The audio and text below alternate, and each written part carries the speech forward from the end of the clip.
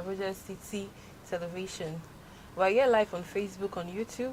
Hope you liked today's episode. You drop a comment and also share as you're watching. My name is Adriel Lucky, and here with me in the studio is Mr. Patrick. Thank you, Adriel. You're welcome. You're welcome. Hope you're having a lovely day. Yeah, are you? Okay. This is the city of Abuja. So we're going to be covering some places in Abuja that needs urgent attention, that needs quick response from the government. There are so many places in Abuja that they don't have.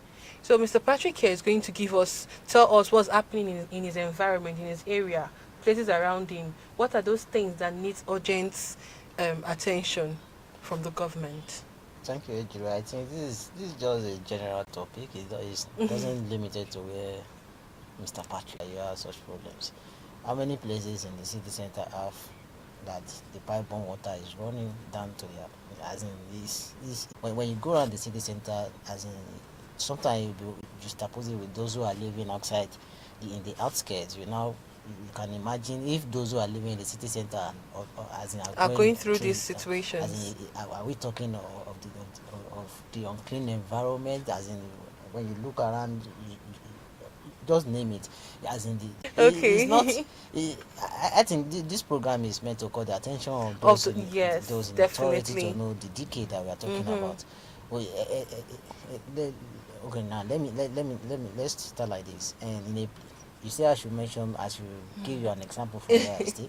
When you go along that Jikoyi axis, Karushi, Kurudu side, as in the major problem that we are having lack of pipe-borne water, as in you add almost, as in every house that you go, you have a pipe and a borehole. It's as if people are providing, and people couldn't afford a borehole, borehole, they will resort to the water vendors, which we refers to as Emiruwa. The water Sorry vendors. for that. And let me even tell you now, with the recent increment in pump prices, do you know those water vendors? They've even increased. They've increased it. Now you cannot get it for you to get one food truck now. It costs an average of 700-800 naira.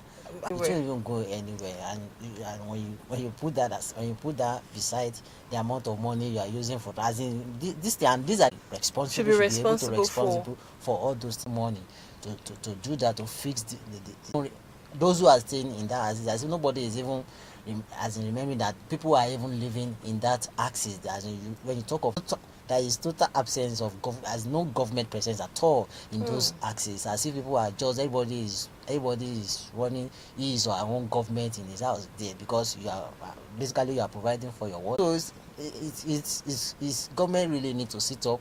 I think those, as in Abuja here, we have agency that is in charge of that of communities, as in community. I couldn't. Maybe I will remember the name before I leave this place.